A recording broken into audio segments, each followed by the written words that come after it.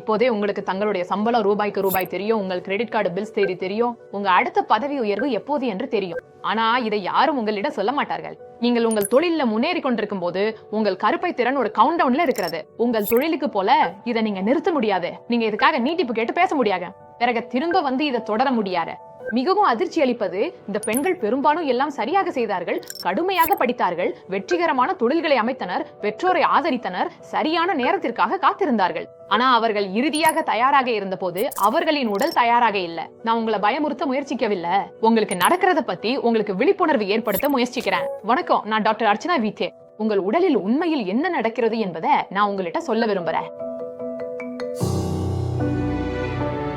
பெண்கள் கருப்பை திறன் குறைவால் முறையான உறவுக்கு பிறகும் கருத்தரிக்கவில்லை எனில் நீங்கள் குழந்தை பெற முயற்சிக்கிறீர்கள்னு பொருள். எதிர்பார்த்தபடி கர்ப்பம் ஏற்படல, இதனால் நீங்க ஒருபோதும் குழந்தை பெற முடியாதுன்னு அர்த்தம் இல்ல. இதன் அர்த்தம் உங்கள் உடலில் ஏதோ ஒண்ணு, உங்கள் முட்டைகள், ஹார்மோன்கள், உங்கள் ஃபெலோப்பியன் குழாய்கள், கருப்பை அல்லது உங்க துணையின் விந்து சீராக செயல்படவில்லை என்பதுதான். இது நீங்கள் இருக்கலாம். 34 வயதான நீங்க டெக் நிறுவனத்துல பணிபுரிந்து 30 வயதுல தொழில் தொடங்கி பின் திருமணமானவர். 32 வயதுல கருத்தரிக்க முயன்று 2 ஆண்டுகள் முயற்சிக்கு பின் இப்போது ஒரு கிளினிக்ல உள்ளீங்க.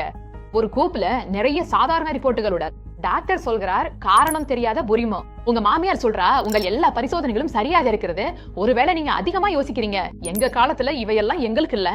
ஆனா யாரும் சொல்லாத ஒன்று இருக்கிறது. மருத்துவ ஆலோசனையும் குடும்ப உறுப்பினர்களின் கருத்துகளும் நடுவுல ஒரு இழக்கப்படுது. அதுதானே இதை யாரும் உங்களிடம் சொல்ல மாட்டாருங்க. உங்க வேலை வளர்ச்சி, புதிய திறன்கள், அதிக சம்பளம், நீங்க உழைக்கும் பதவி உயர்வு எல்லாம் நடக்கும்போது உங்கள் கருத்தரிப்பு திறன் அமைதியாக குறைந்து கொண்டிருக்கிறது. உங்கள் 20களின் ஆரம்பத்துல ஒவ்வொரு மாதமும் நீங்க முயற்சி செய்யும் போது 20 முதல் 25% வாய்ப்பு உண்டு. கர்ப்பம் தரிக்க 35 வயசுல அது 10 முதல் 15 விழுக்காடு வரை ஆக குறைகிறது. 40 வயதுக்கு பின் 5 முதல் 8 விழுக்காடு வரைக்கும் கீழே சரிந்து கருக்கலைப்பு அபாயம் கூடுகிறது. இது 35 வயசுல நீங்கள் விழும் பாறை அல்ல, ஒரு சரிவு. மிகவும் அதிகமான நகர்ப்புற இந்திய பெண்கள் தங்கள் தொழில் முனைவு உச்சத்தை அடைவது சரியாக அந்த சரிவு இன்னும் கடுமையாகும் நேரத்துலதான். மற்றும் பல நகர்ப்புற இந்திய பெண்கள் அந்த சரிவை ஏற தொடங்குவது உடல் உயிரியல் சரிவாக தொடங்கும் நேரத்துல. கடந்த 10 முதல் 15 ஆண்டுகள்ல என்ன மாற்றம் வந்தது என்பதை பாருங்க. உங்கள் அம்மா 24வது வயதுல முதல் குழந்தையை பெற்றார். ஆனா நீங்கள் அந்த முடிவை 30 வயதில் எடுக்கிறீங்க. 8 முதல் 10 ஆண்டுகள் வித்தியாசம் கருப்பை திறனில் பெரியது. PCOS, தைராய்டு, முறையற்ற மாதவிடாய் போன்றவை சாதாரணமானவை. பெண்கள் எளிதாக அதற்கு பழகி விடுகிறார்கள்.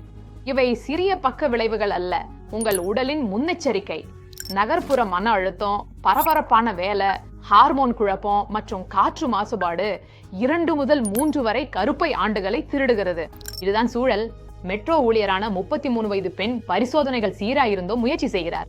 ஆண்டுதோறும் முயன்றும் குழந்தை இல்ல. அழுத்தமின்றி இரு, அதிகம் யோசிக்காதே என அவளிடம் சொல்கிறார்கள். ஆனா அவளது உடல் உயிரியல் அமைதி பெறவில்லை. இதெல்லாம் நடக்கலாம் என்று யாரும் அவளுக்கு எச்சரிக்கவில்லை. இதுவே கடினமான பகுதி. நீங்கள் அமைதியாக துன்பப்பட வேண்டும் என எதிர்பார்க்கிறார்கள்.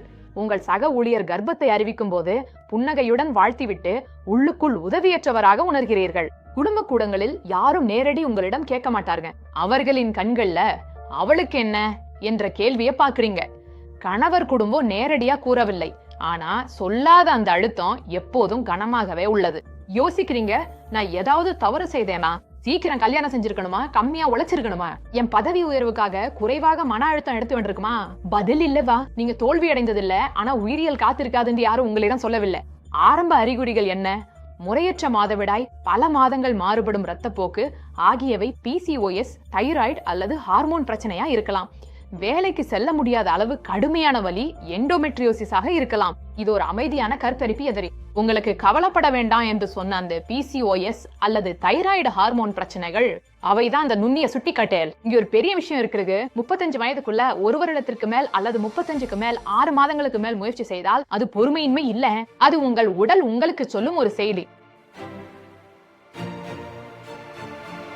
இந்த கதையில உங்களை நீங்கள் பார்க்கிறீர்கள் என்றால் நீங்கள் நாளை செய்ய வேண்டியது, காலை நேரத்துல பிராக்டோல கருத்தரிப்பு சம்பந்தப்பட்ட அனுபவம் உள்ள ஒரு நிபுணர் மகப்பேறு மருத்துவரிடம் ஆலோசனைக்கு முன்பதிவு செய்யுங்க. ChatGPT-யும் இல்ல, IVF மையமும் இல்ல, உங்கள் துணையுடன் செல்லுங்க. இது ஒரு தம்பதிகளின் பயணம், உங்கள் பிரச்சனை மட்டும் அல்ல. அந்த முதல் சந்திப்பில் ரத்தம் போன்ற சில அடிப்படை பரிசோதனைகளை எதிர்பார்க்கலாம். பரிசோதனை மற்றும் அல்ட்ராசவுண்ட். உங்கள் துணையின் விந்து பகுப்பாய்ங்க. பல தம்பதிகள் எளிய சிகிச்சைகள், உதாரணத்துக்கு வாழ்க்கை முறையில மாற்றங்கள் அல்லது முட்டை உருவாக்க உதவும் மருந்துகள் மூலம் பலன் காணலாம். IVF பொதுவாக 3வது அல்லது 4வது படி, முதல் படி அல்ல. நீங்க 38 வயதுக்கு மேல இருந்தா உங்க மருத்துவர் வேகமா நடவடிக்கை எடுக்கலாம். அது முற்றிலும் சரிதான். இத கவனத்துல கொள்ளுங்க. நீங்க உடைந்தவர்கள் இல்ல, தாமதமாகவும் இல்ல. உண்மையான தகவலை நீங்கள் பெற தகுதியானவர்கள், வெறும் அமைதி அல்ல. நீங்கள் கவலைப்பட்டா இன்றே முன்பதிவு செய்யுங்கள். பிராக்டோவில் ஆலோசனையை பதிவு செய்ய இன்று சரியான நாள். இந்த சேனல்ல முக்கியமான தலைப்புகள்ல நடைமுறைப்படுத்தக்கூடிய ஆலோசனைகளை தொடர்ந்து பகிர்ந்து வருகிறோம். சப்ஸ்கிரைப் செய்து பெல் ஐகானை அழுத்துங்க. நன்றி.